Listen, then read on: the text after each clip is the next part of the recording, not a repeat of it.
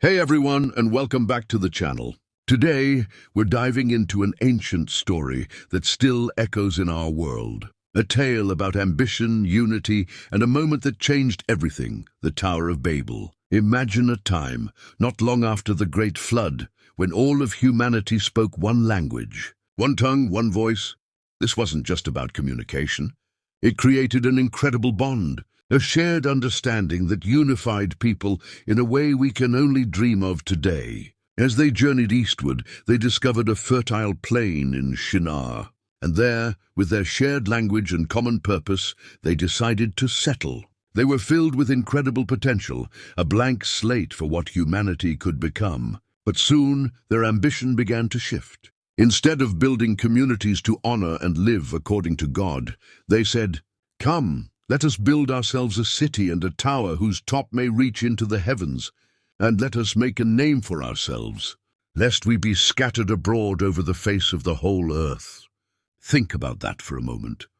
They weren't just building a city, they were building a monument to themselves, a symbol of their own power and unity, attempting to reach God on their own terms. It was a magnificent vision, no doubt. They used bricks instead of stone and tar for mortar, showing their ingenuity and determination. They worked together, a single, unstoppable force, their voices blending in a symphony of construction. But this shared purpose, this incredible unity, was being directed by a desire for self-glory, a fear of being dispersed, rather than a trust in the divine plan. Their tower wasn't a beacon of faith. It was a challenge, a declaration of independence from their Creator. Now, the Bible tells us, the Lord came down to see the city and the tower which the sons of men had built. This isn't because God didn't know what was happening. It's a narrative device showing his direct engagement. He saw their hearts, their intentions.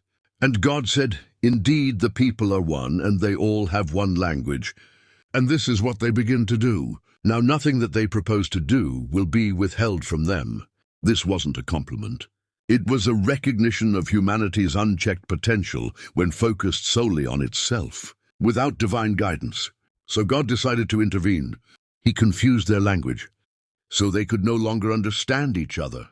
Imagine the chaos, the sudden breakdown of communication. A builder calls for bricks, and a worker brings tar. Instructions become gibberish, cooperation impossible. The very foundation of their unity, their shared language, was removed.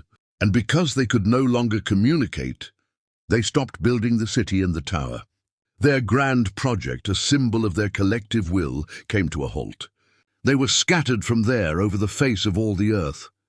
This is why the place was called Babel, which sounds like Balal in Hebrew, meaning to confuse.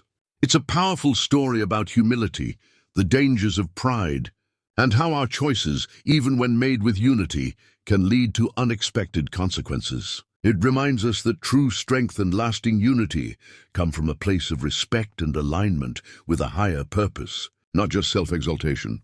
Thanks for watching. Subscribe and share.